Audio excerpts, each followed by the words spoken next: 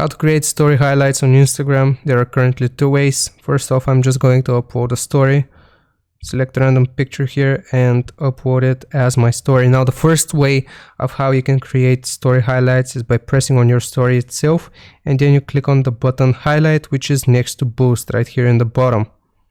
So if I click on that, you create a new highlight, you create an album for the highlights, so you can call it wherever you want.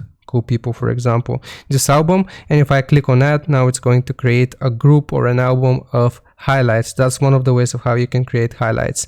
The other way is by going to your profile and then clicking on the plus sign next to the three lines at the top right corner. If I click on that, I have an option story highlights, which is the fourth option. And from here, it's going to show me my stories or my story currently.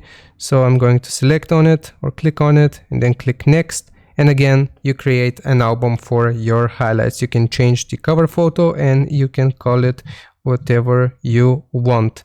After you're done, you just click on done and your highlights album is created on Instagram. If you found this video useful, leave a like and sub, and I will see you next time. Bye bye.